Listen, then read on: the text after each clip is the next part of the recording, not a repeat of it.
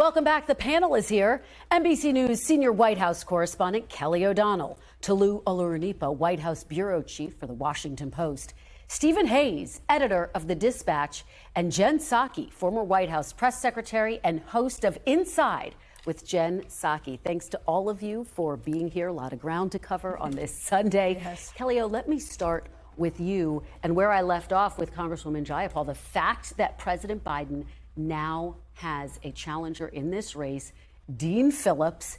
He says it's time to pass the torch. How is President Biden responding? How's the Biden campaign responding? Well, Kristen, talking with Biden allies about this, they want to very quickly embrace the impulse to just reject Dean Phillips, to say it is irrelevant and that he doesn't have any Democrats with him. We heard that in your interview. And that his access to the ballot is even challenging. What they don't easily dismiss is the fact that he is, regardless of his own candidacy, he is a vehicle giving a voice to what many voters feel, and that is this concern, this anxiety about a president who will be 81 in 3 weeks. And so that is a challenge. They will say, the Biden world, that doesn't change the fact. That's an immutable fact. And so what they want to do is try and turn and bring the focus to the things the Democrats care a great deal about. Fear of Trump returning, certainly issues like abortion, other things that are pocketbook issues. They want to drive the attention there.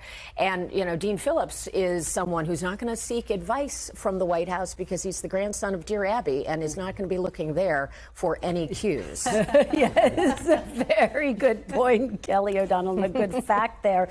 Tolu, let me kind of pick up on where Kelly left off in the historical context of this. If you look back in time, historically speaking, presidents who get primary challengers, and here you have it, Gerald Ford to Ronald Reagan, Jimmy Carter, Ted Kennedy, George H.W. Bush, Pat Buchanan, all went on to lose. This must be giving Democrats some jitters. They will never say that publicly, but you also think about Lyndon Johnson in 1968, who faced a pretty significant challenge from Eugene McCarthy in New Hampshire, won with less than 50% of the vote. We have another New Hampshire situation with Dean Phillips focusing his attention there. Now, the White House will never tell you that, you know, they're worried or they're concerned. They'll focus on the fact that Dean Phillips has voted with President Biden 100% of the time. But the fact that he's in this race now means that the White House, the Biden campaign, are going to be spending less time talking about the things they want to be talking about. The 4.9% GDP growth last month, the fact that unemployment is under 4%, lower than GDP growth, which hardly ever happens. And they're going to have to be spending more time talking about things like the president's age, talking about things like the high cost of living, all the things that Dean Phillips is talking about in his campaign. And Representative Jayapal saying, you know, what is the difference? I think he's going to be spending a lot of time talking about the difference between him and President Biden, and that's going to be a difficult message. You set me up perfectly because I had a chance to talk to Dean Phillips. Let me play a little clip of that. Jen, I'm going to get your reaction on the other side. I'm not running against President Biden. I'm running for the majority of Americans who want somebody different. But you just announced you're running for president, aren't you? That means you're running against President Biden. That's literally the definition of what that means. And I'm doing it, and I'm running for president because America deserves to have someone listen to them. Jen, what do you make of that message? Will it fly? Now, he says, look, a border is an area where he sees a difference between himself and President Biden. But he's basically saying, I'm not running against him. I'm running this positive message.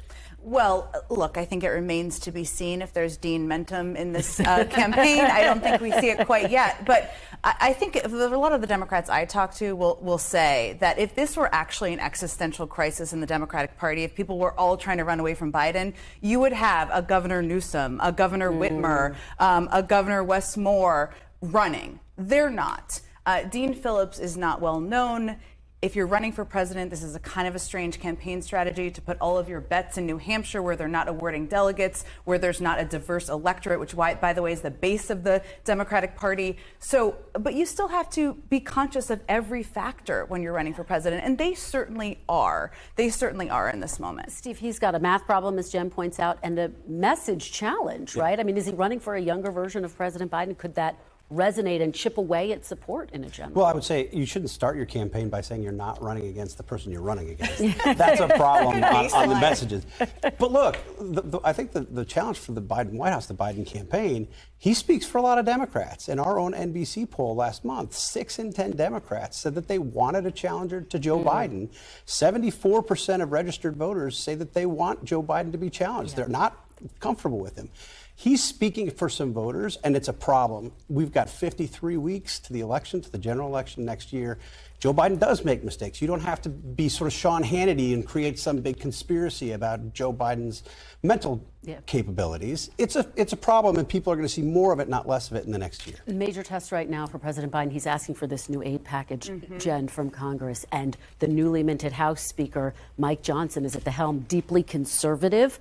Will he be able to work with Democrats? Well, he wants to separate the aid packages, Mike Johnson, according to reports, which is very difficult. The whole point in combining them is to get them both through. He's going to have pushback within his own caucus, Mike Johnson is, so that makes it difficult for President Biden. Also makes it difficult for Mike Johnson to work and keep the caucus together. What are you hearing, Kelly? What's the strategy in the White House to try to work? Is there one? There is one, and it is to give him a little bit of time to try to see, can he demonstrate leadership? One of the things that stands out about Speaker Johnson is there's no track record of leadership.